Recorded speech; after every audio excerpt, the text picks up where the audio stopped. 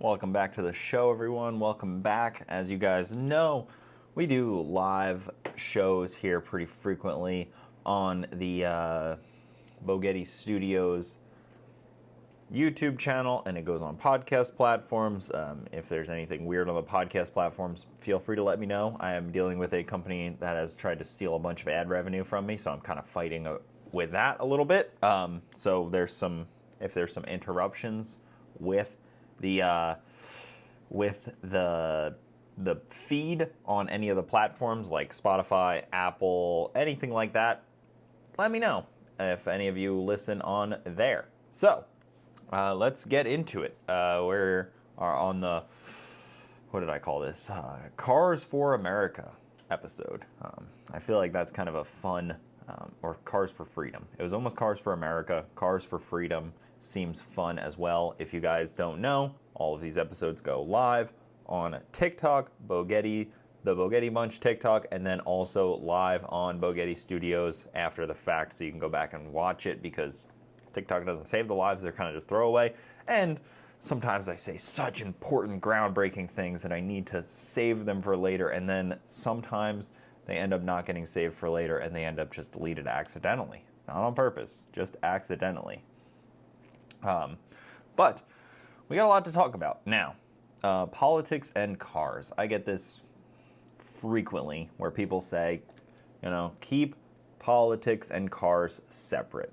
That sounds really cool as like a bumper sticker, but it is actually not possible. And I've thought about this a lot over the years is, can you truly keep cars and politics separate? And I don't think you can. I think it's unavoidably connected. Now, the easy stuff is like, yes, the EPA has a clear grip on the auto industry, what people can make. The federal government has a clear grip on what we buy, how we buy. Like, it's not just like, oh, you could just go do what you want. It's like, no.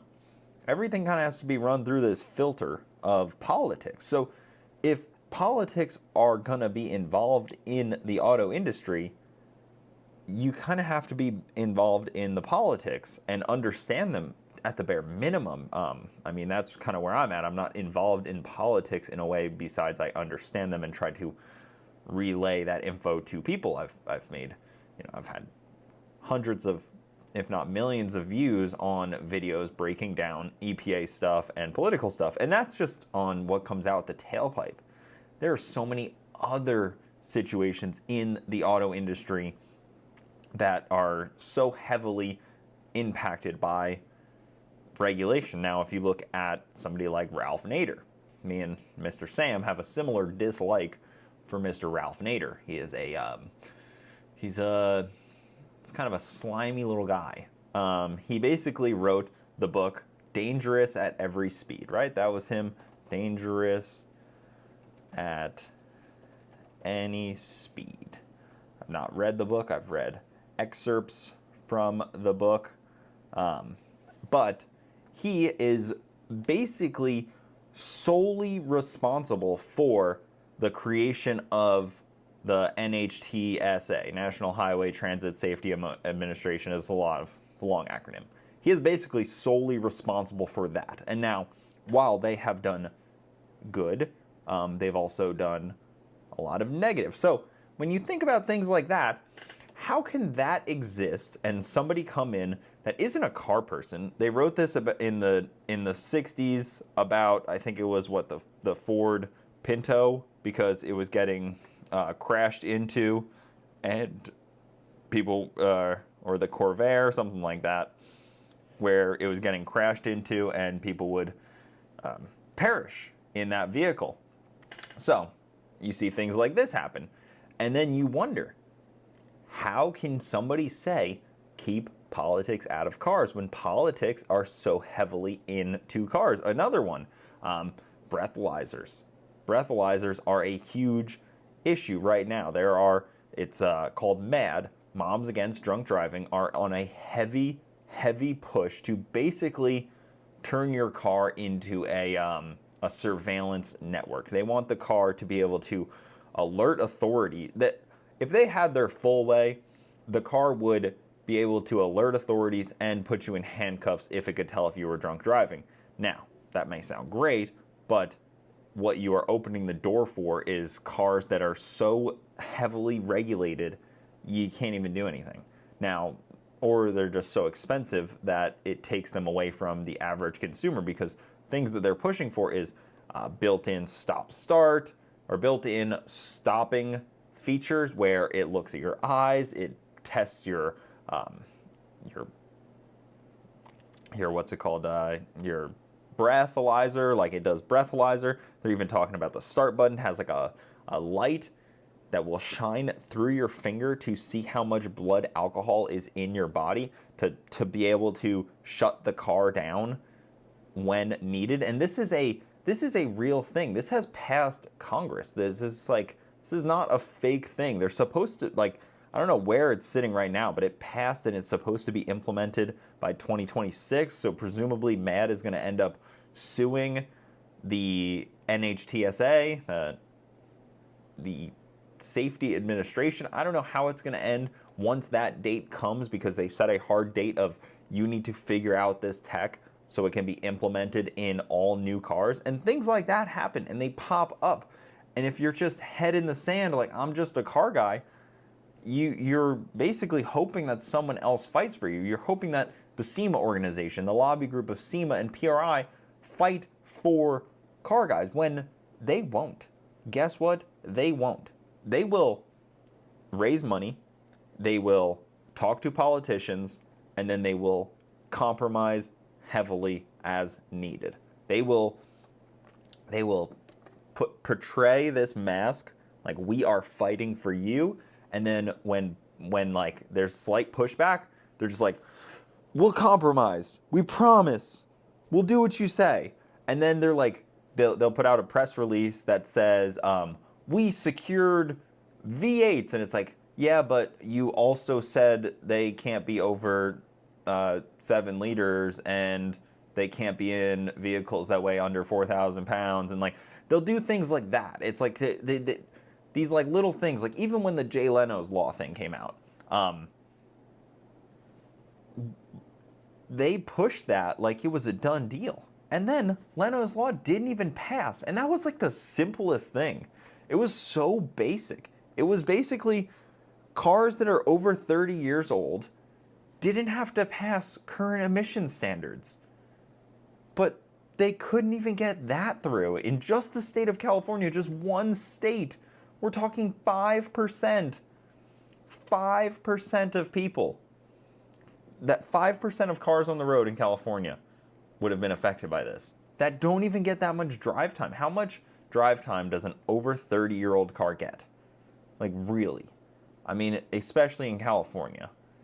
Like, a lot of these were for, like, classic and older cars. This was Jay Leno's push because he wants to drive his Model T occasionally to go get some fresh denim. That's it. He just wanted to go to a Cars and Coffee, get himself a new denim jacket, which that's obviously a joke. I'm sure he hasn't bought a new denim jacket in 28 years. You know, this is Jay Leno here. He only got $60 million per year for the last few years of his Tonight Show run. You know, he can't afford fresh denim. But then they couldn't even do that. And those are the people you hope are paying attention to politics. So, yeah, it's easy to say to somebody like me, who I am not a politician, I don't have political history, but people say, like, oh, stick to cars, stick to racing. But it's like, no, I definitely won't. I will not do that because that is insane. That means I'm just outsourcing and hoping someone else portrays my voice in this pivotal time in cars into the way that I want it to be portrayed. Heck no, I don't trust anyone well enough to do that. Not even a chance. I mean, there's some people in the auto industry that are championing very heavily, like a Corey Willis or a couple other ones. They're scarce, but they're doing it. And if I can amplify that in any way, granted, I don't sell parts, which is probably a good thing for me because I don't have that to lose. They cannot come after me in that way where they attack my business directly. I don't have a bunch of employees that I have to worry about. Like, a lot of people build this operation to a point where they can't risk it. I still currently can risk pushing back and talking politics, so I try to. And I try to keep them auto related as much as possible, because there is so much that I can keep it auto related. But I mean, at some point it spills across the board, and I try to consider myself one of the more educated people on what is going on, and I have to end up educating some of my friends because they don't know. But then these things, like the wave crashes and nothing happens, which is always so crazy to me. And that's something I've really had to kind of familiarize myself with, that nothing happens, yes, but sometimes things are just very delayed results, especially in the car industry. Like, a car right now that's being designed in, say, like Ford HQ is like 4 years out. So the rules now, you don't see them implemented until a few years from now. So yes, you're fighting, but because it's such delayed gratification, like the fight that happened 6-7 years ago is what we're feeling now, if that makes sense. And that's why it's almost even more important, because it's something that it's trying to steer a really big, heavy ship that is so complex that people just don't know what's going on. So people kind of just have to, you kind of have to project where you think things are going and push accordingly. And that's one of the most difficult parts of all of this. And I think that's why, that's probably the only real justification I can give for SEMA and PRI, is that they have a clear direction and they have a strong, like, at least code of ethics that's very clear in what they want. But again, they will compromise on those. I mean, even, not to make fun of them too much, but they have this PRI or SEMA Action Network on Instagram. And I was watching one of their videos. They did one of those cool trends where they're like, they went to each employee and they were like, what do you have in your garage? Like, what car do you drive? And everyone drove like a regular car, like a people were like a 2012 Honda Accord, like not like a sport model or anything. And it's just like, everybody kind of just drove like something mundane. And I was like, okay, so these are the people that are lobbying Congress for you. These people that drive run-of-the-mill, unmodified, curbed up wheels, stock vehicles, 20 years old, like, that's the person fighting for your right to own and modify cars, is someone that does not own or have a modified car. You see what's wrong there? You see how that's a little difficult for me to trust that that person truly is in the fight? You think that that's why, you think that that's maybe a good reason to do it yourself, push your own narrative, try to lead your own push. Maybe I do need my own lobbyist organization, because I sure as heck don't trust the current ones. And that's how lobbyists works. They are right now a lobbyist for SEMA, that person. But if they were not a lobbyist for SEMA, they may be a lobbyist for Monsanto. I don't know. I mean, they don't exist anymore, but they may be a lobbyist for big pharma, like tomorrow. They can just pivot, because they're just lobbyists. They're just there to push for whatever narrative is put on their desk. They're not a diehard car guy out there fighting in the streets. Yeah, they've brought a few people in, like they propped Richard Petty up there to talk to Congress, because I guess, I mean, Congress is probably more Richard Petty familiar than anything else, because their ages are all similar. And nothing against Richard Petty. I mean, he's a great asset to the sport, but I don't think he connects well with the guy down at Bradenton going to a test and tune that just drove his car there. Like, oh, that's cool. Your family started SEMA with Mr. Vic Edelbrock. I'm sure it's very different than what your family started now. And I'm more talking like the lobbyist arm of it, more than I am talking like the actual trade show. But I don't go to the trade shows anymore. I don't go to the PRI. I don't go to SEMA. I've been mildly disappointed with their moves, so I've decided to not patronize their events, which doesn't hurt them at all, only hurts me, but it's what I can do.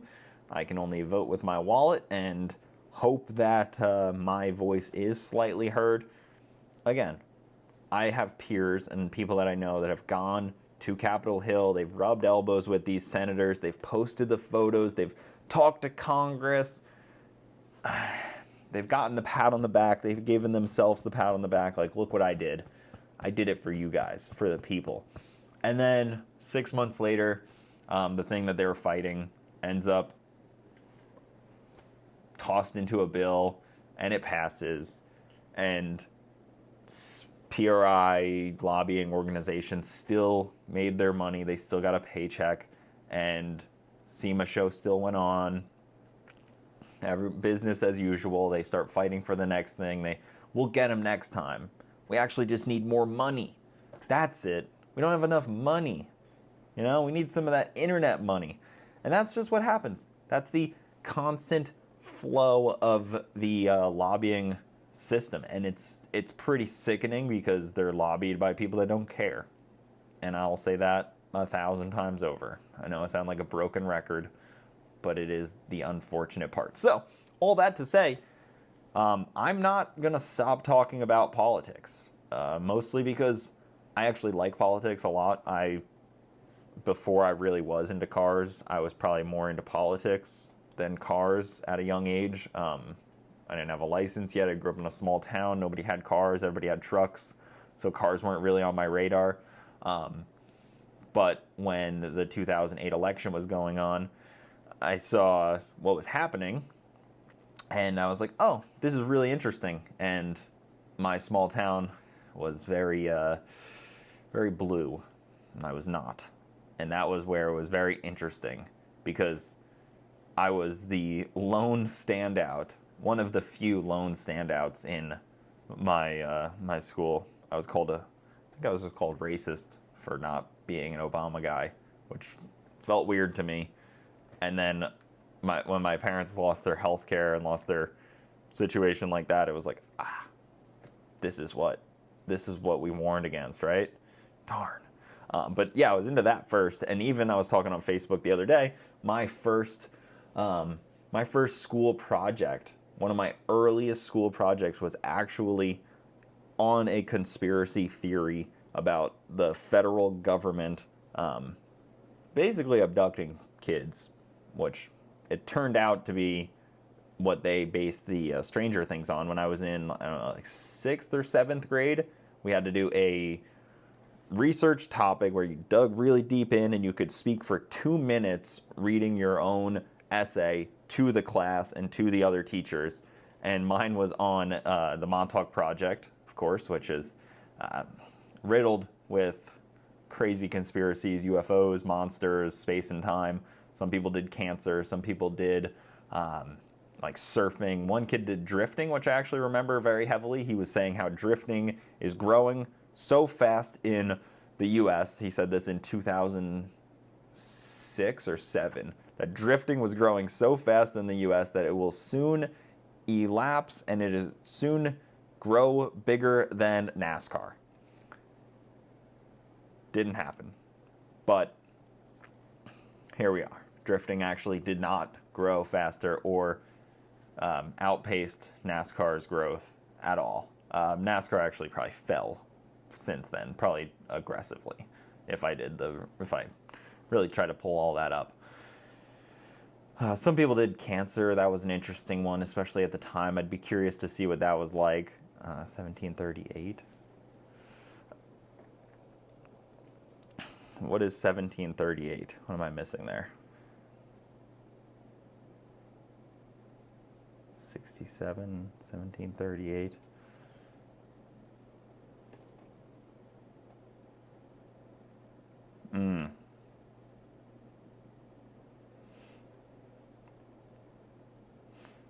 Turbo 4th gen, CTSV wagon. I had my Mustang up here, but my son CJ, he could reach that one, and he took it and put it into his wall. It's on his wall now, which is kind of funny. That is actually very sad. iRacing is getting way bigger.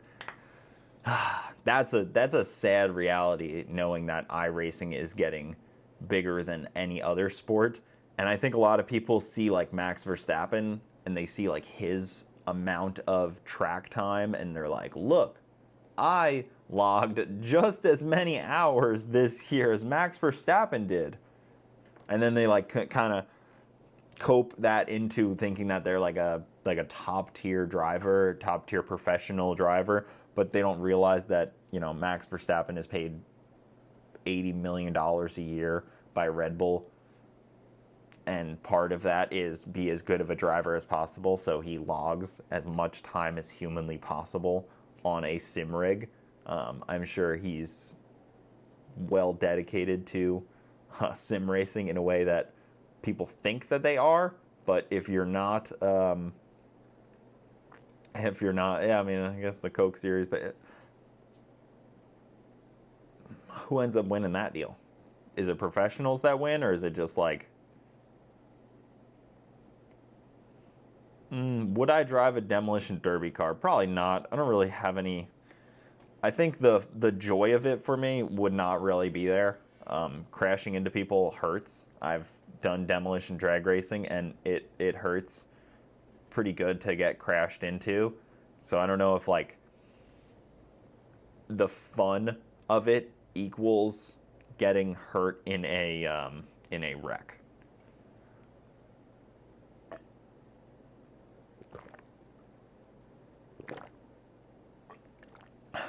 I appreciate the ice cream cone. I still don't understand how these badges work. Like an ice cream cone, a rose, there's like galaxies. Who came up with that? It sounds like AI made all these up. Like, oh, you did so good, you get an ice cream. I appreciate it, but I just don't understand it. And then they translate into like a penny or something. I don't understand. What would be the one drag strip you would like to visit, either an 1/8 mile or a 1/4 mile? I don't know. That's the thing about drag strips, is they're very similar. The one in Alaska looks really cool. That one looks like just the view of it. Unfortunately, drag strips are pretty similar. It's not like road courses where it's like, oh, the Nürburgring is so different, or Laguna Seca, or Sebring, or VIR. Like they're all the same. They just have a different layout. Some have nicer bathrooms than others. That's really like the selling point of a drag strip, is like, we got a good cheeseburger, good track. I mean, track prep only matters so much because if you're racing, but if you're just going to visit, it doesn't matter. Or like a bathroom. Gotta have clean bathrooms. That's it. That's all that can distinguish one track to the next. Sorry. Maybe good weather. BMP was awesome last night. They did a really good job. The new speakers and the sound system is top tier. That is a huge win. Me and Garrett were joking about it last night. I was saying how I'm going to miss the crinkle a little bit because it made me feel like I was back in the 60s, which I've never experienced, but I assume there was a lot of crinkle to every sound. Every time you watch a movie about like the 60s, there's always like poor sound quality coming through the radio, and they always spoke with that mid-Atlantic, what do they call that? They call the mid-Atlantic radio voice. I think that's what it's called.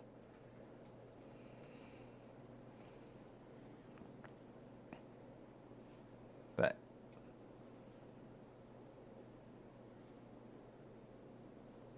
where they kind of just spoke like word for word almost.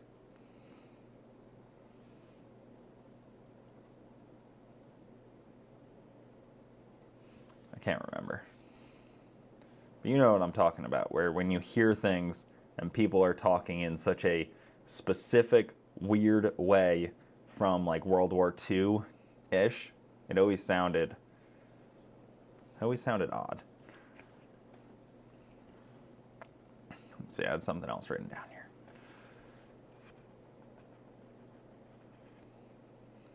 I have a twin that lives in Jacksonville. He actually drives ARCA in Daytona. Who is it? I should probably be able to see him if he drives ARCA. He sounds a lot cooler than me.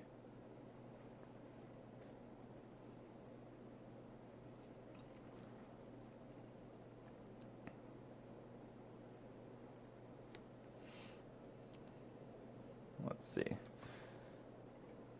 Okay, let's talk a little bit about cars here. So, I was watching this Top Gear video the other day. If you haven't watched it, I recommend it. I don't want to be mean, but it was cool. Besides them including the guy from Singer Porsches, as cool as those cars are, I don't think that he added enough to the video. So it was a video with Mate Rimac, Christian von Koenigsegg, and then whoever owns and designs all the Singer Porsches. And they basically tested their cars back and forth with each other, and then they all got to kind of hang out and talk about these cars. And it was funny hearing Mate kind of jab at the Koenigsegg a little bit. I mean, it kind of felt like he was taking some jabs at it because he brought both a Bugatti and a Koenigsegg out there. And it was very, I don't know, I felt like a little pain from it because I have a lot of respect for Christian, but it seemed like both the Bugatti and the Rimac were far better cars than his, what did he have, the CC850 out there? I don't know, made me kind of sad. Made me kind of sad to see him get beat on, as cool as that car sounded.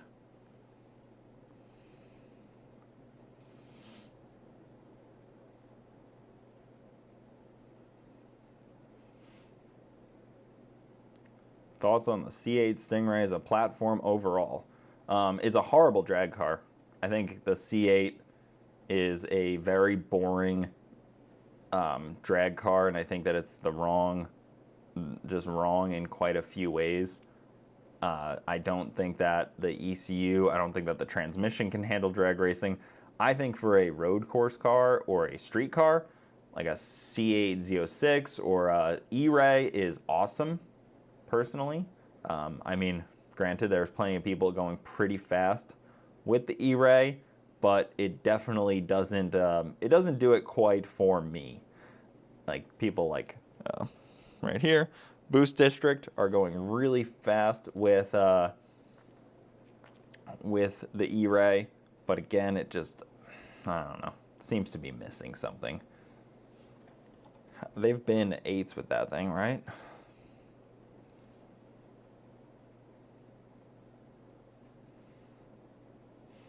Yeah, the C7 Z06 is awesome. That is such a great freaking car. I mean, you can't not like a C7 Z06, especially for the price. That was a lot of what I wanted to make a longer video about. So there's cars right now that are at the bottom of their depreciation curve, and then they're about to kind of creep back up. And I think the C7 is almost there. Like the C7Z, the base model C7 probably is already there. C6s are definitely at the bottom, which is interesting that they're both about to bottom out kind of at the same time, and then they'll just stay there until they start ramping back up. And you want to buy a car right at the bottom of the depreciation curve, especially a Corvette, because they're so cheap to work on and so easy to work on, cheap relatively speaking for what you get, bang for your buck wise. I don't think there's much better out there than like a C6 or a C7. C5s are cool, but at this point they're a little too old and a little too crusty, I think, where any C5 you get to bring it back to factory condition is going to take a bit of work, just because it's going to handle like a 30-year-old car. It's going to handle like a 25-year-old car, however old you get it. It's going to have,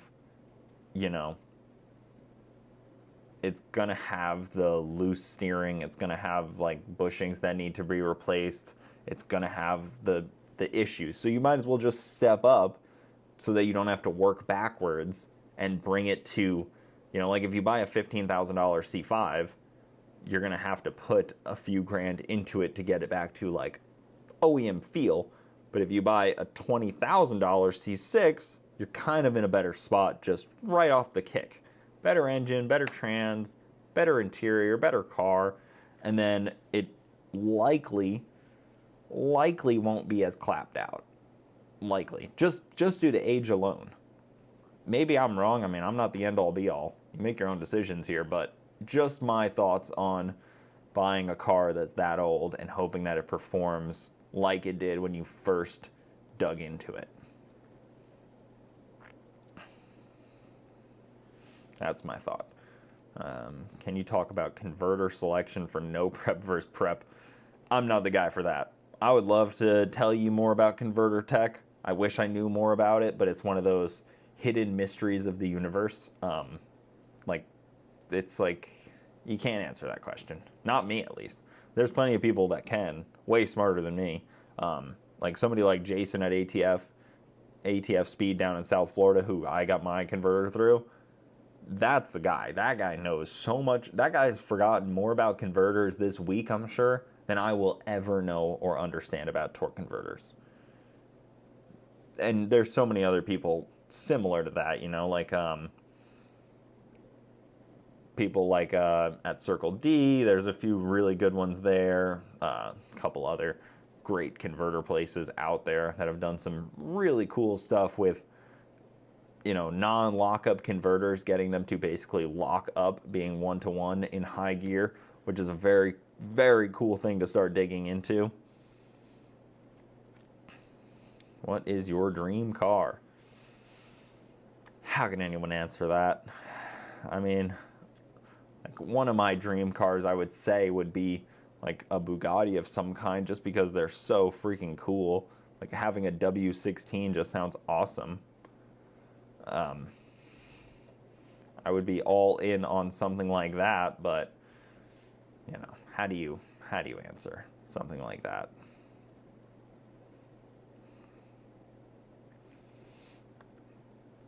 Favorite movie car? I like the Mystery Machine. I'm a Mystery Machine guy. But I don't have a whole lot of time, guys. We're gonna log off here. I wanted to say a quick rest in peace to Charlie Kirk. I have a lot more to say about that, but I feel everybody's so inundated with Charlie Kirk stuff.